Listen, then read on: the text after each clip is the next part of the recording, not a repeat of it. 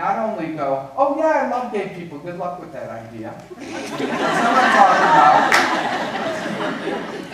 I'm talking about the allies that go, this is my cause too. Because, come on, I need a lot of interaction.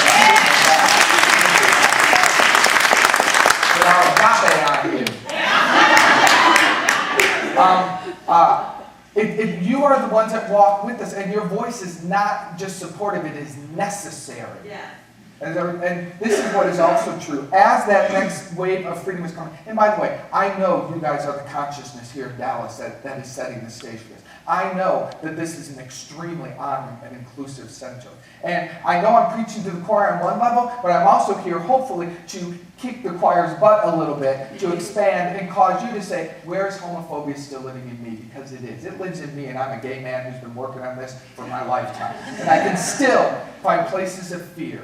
Places when I walk out of my little safety zones where I go, oh, I got to kind of button it up and look cool. And you know, when I was a child growing up, I was very picked on. I was very much the sissy boy, the obvious one in class, and the target for the bullies. And so every day, imagine this, if you will. I don't mean this as a victim thing, but just imagine for a moment, and some of you may know this. Every day of my childhood, I had to be hyper vigilant of what was around me, what was going to occur at recess, at lunch, any free time. I had to manage the environment. So I was never fully present. You see, if we have to be hyper vigilant, whether in your household because of alcoholism or abuse, or whether in your school system because you're the one that's bullied or picked on, a part of your energy field is separated and on guard. And so imagine every single day of childhood walking in that consciousness, always observing, always managing the room. This is my whole childhood. I believe a large fraction of the LGBT world is suffering from post-traumatic stress. Because that's what it is. When you stress your energy system over and over and over and over, keeping it on a hyper-alert energy field for an extended period of time, it causes a post-traumatic stress experience to where you are no longer able to easily come out of that elevated state of anxiety. So growing up in a homophobic society, which we all did, we all did. We grew up in a homophobic society. That was my experience. That also became the portal through which I found God, by the way. So there's never a mistake. There was no mistake in my divine design. So, and I understand that you get it. And what I also understand is as this cry has been unearthed within humanity, as it's time for the laws to begin changing, as it's time for us to begin this next journey of expansion, you, this community, you are the ones who are leading the way. You think this way effortlessly, sitting in a city of millions that are still trying to find it, that are still trying. So I, first and foremost, honor and recognize you as a divine emanation of light who has said, I am a part of this. I get it. It makes sense to me. So thank you for doing that, and I hope to expand you a little further today. I want to take you back to, let's go back to women's rights, early 1900s. And women did not have equal rights. They were considered second-class citizens. Husbands were allowed to beat them. They were their property. They weren't allowed to vote. There was a time when women had to stand up and say, we deserve to be equal. And you knew them by their physical body because they were women. It was obvious who they were. And praise God for the courageous ones, which, by the way, is the word of nonviolence today. Yes, courage. Courage. Praise God for the courageous women who said, there is a cry for liberation, and we're answering it. And it wasn't just for women. It was for everyone. God bless the men who were trapped in beating them and who were stuck in the consciousness of thinking they were unworthy because it only comes from their own unworthiness. So as women lifted up the consciousness together, and they continue to do so even today, right? The work that they did, move forward to the 40s, 50s, 60s, where African American brothers and sisters, it was their turn. Another cry for liberation and freedom came up from the soul of humanity. And it was their turn to say, we will not be treated as second-class citizens. This is not acceptable. And you knew that by their skin color. You knew who they were by their skin. And that cry still continues to move forward in our beautiful African American brothers and sisters' worlds, where they too are still learning that inner consciousness of wholeness and walking in this world absolutely free. You're a part of that today. And now the cry today is for the LGBT world. And here's the thing about that that's interesting to me. You can't see it on our skin. You can't see it. It doesn't have a gender.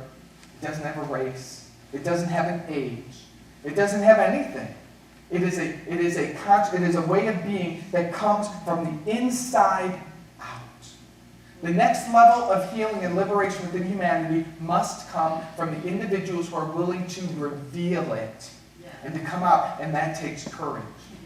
And it's getting easier every single day in parts of the world. But it's that coming out. It's saying, hey, this is who I am. And it takes a voice, and it takes people to do it.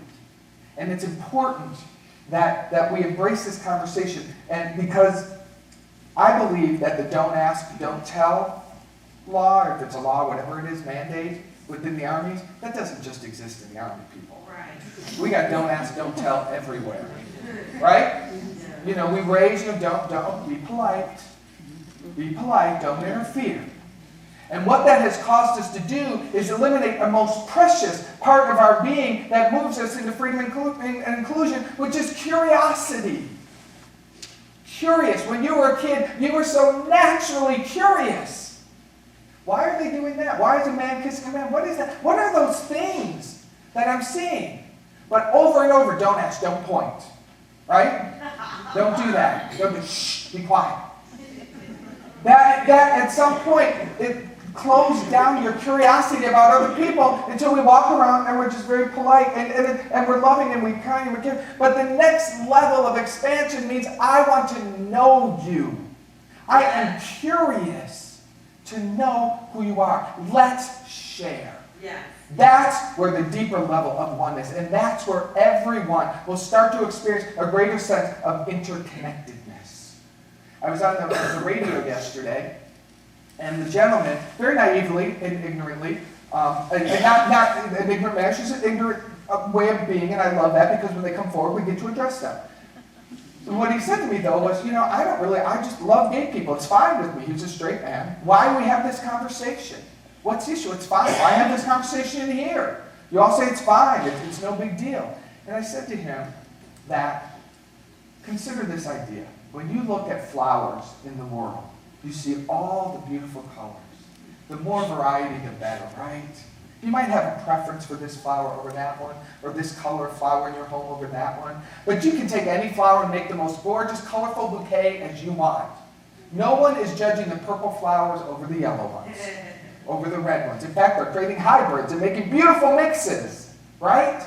Flowers are glorious and free to be their beautiful selves. That is not true for humanity. That's right. Why do we give that much freedom to flowers? Even Jesus said, even the lilies of the field are dressed so beautifully. Do you not have more than them?